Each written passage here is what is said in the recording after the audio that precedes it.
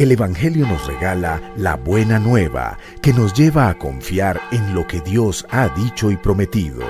Nos indica que en Jesucristo somos salvos y tenemos la vida eterna. El Centro de Comunicaciones de la Diócesis de Armenia les anuncia y predica el Evangelio de hoy. Viernes 19 de marzo. Primera lectura del segundo libro de Samuel. En aquellos días recibió Natán la siguiente palabra del Señor. Ve y dile a mi siervo David, esto dice el Señor.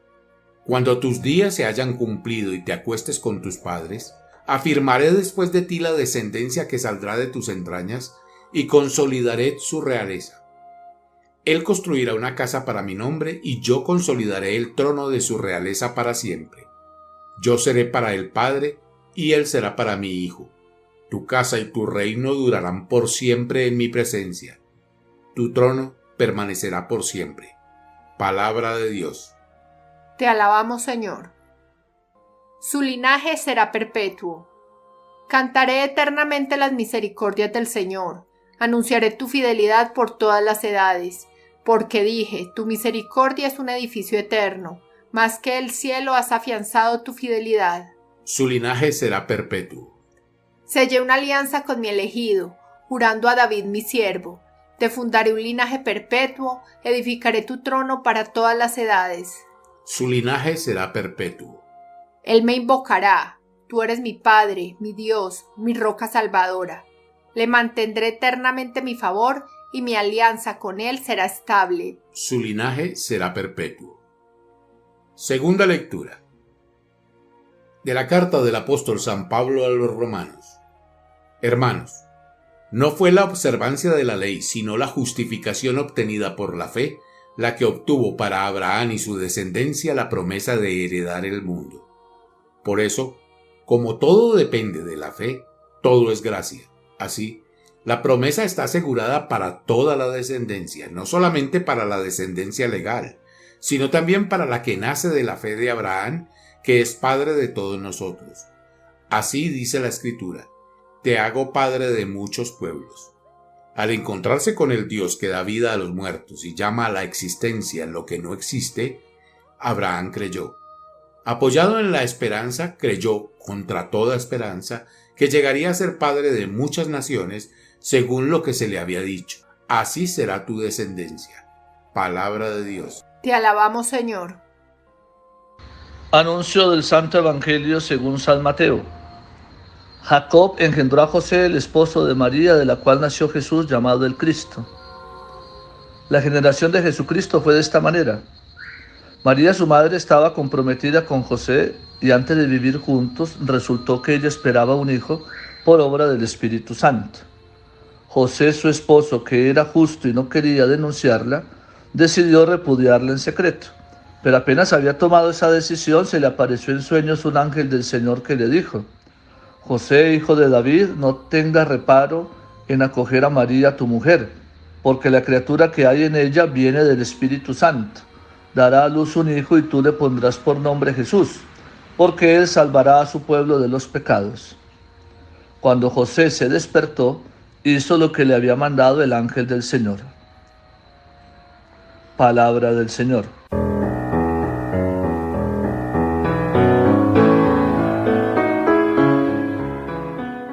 Celebramos con toda la Iglesia en este día viernes 19 de marzo esta solemnidad de San José, esposo de María Virgen, que adquiere este año un tinte mucho más solemne y especial en virtud de que estamos en el año jubilar dedicado a San José.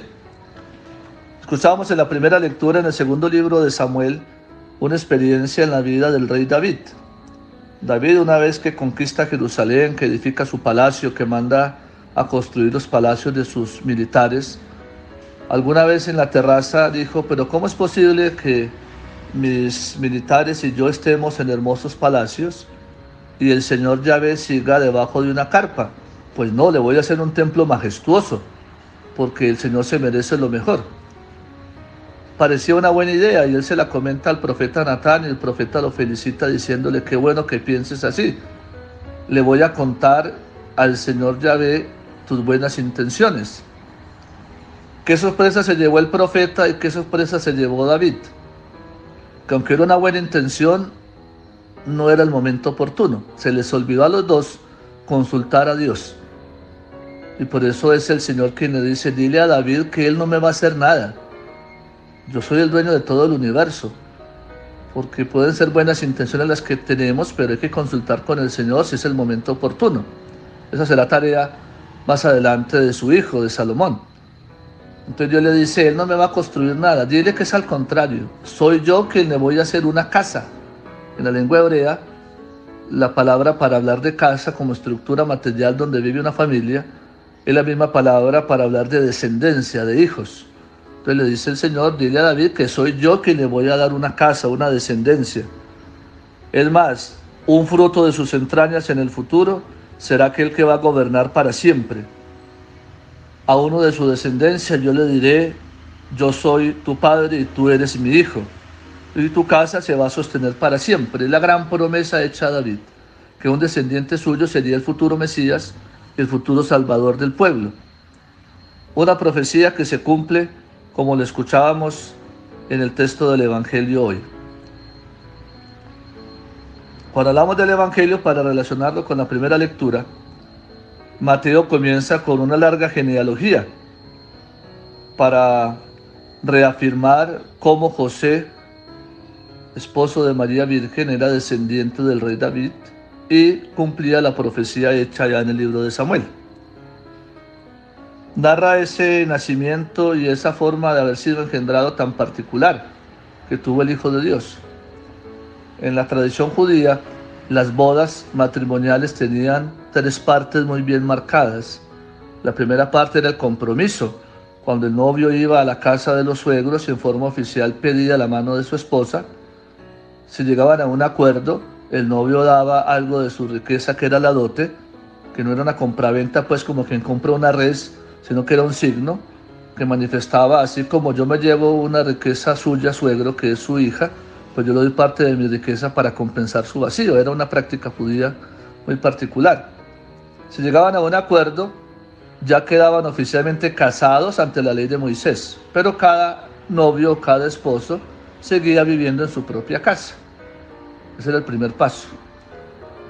El segundo paso venía 6 u 8 meses después, cuando las novias, las amigas solteras de la novia, la llevaban en procesión vestida de blanco y llena de flores a la casa de su esposo para consumar el matrimonio. Ese era el segundo paso. Y el tercer paso era la fiesta, que era parte del rito. Entre más larga fuera la fiesta, más prosperidad y bendiciones iban a recibir de parte de Dios. Pues María y José estaban en el primer paso, comprometidos, casados oficialmente, pero cada uno viviendo en casa. Y viene el momento de la anunciación, donde la Virgen dice sí, y con un sí que seguramente la llenó de gozo, pero también de angustia, de sufrimiento, porque iba a quedar ante su esposo José como una mujer adúltera, porque iba a quedar ante el pueblo como una mujer adúltera y pecadora. Sin embargo, se arriesgó y dijo sí al proyecto de Dios.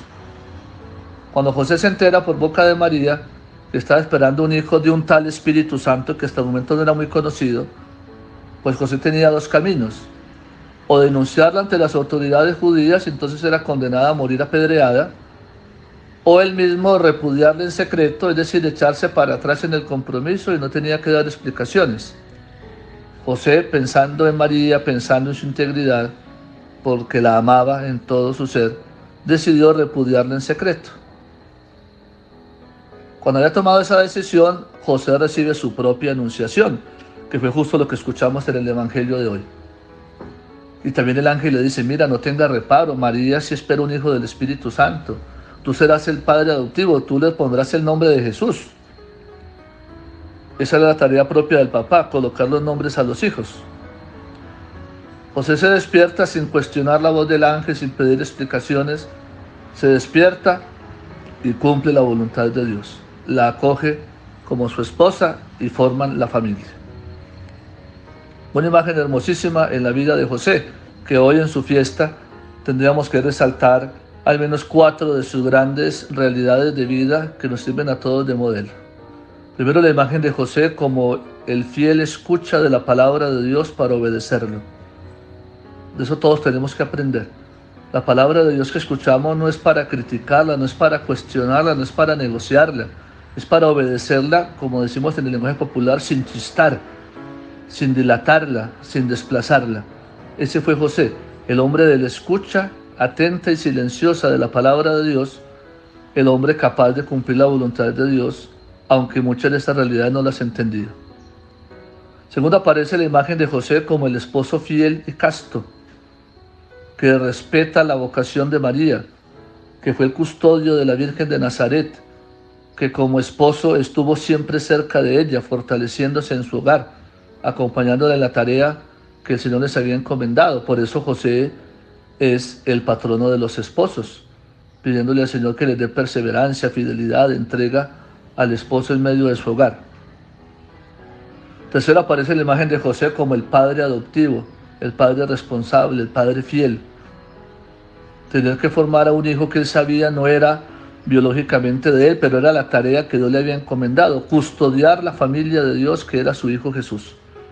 Y lo hace con responsabilidad, con entrega, con sacrificio. Hay que recordar ese evento cuando lo encuentran después de haberse perdido, esa respuesta tan dura de Jesús. ¿Y por qué me buscaban? Yo estaba en las cosas de mi Padre. Entonces imagina la sensación de José después de haberlo criado 12 años y que ahora salga este muchachito diciendo, estaba en las cosas de mi Padre. ¿Qué pensadito? ¿Yo quién soy? ¿Un muñeco de trapo? ¿Qué función he cumplido yo? Sin embargo, no reaccionó. En su silencio meditaba esas realidades difíciles que le tocaban en la vida, como estamos llamados nosotros a hacerlo.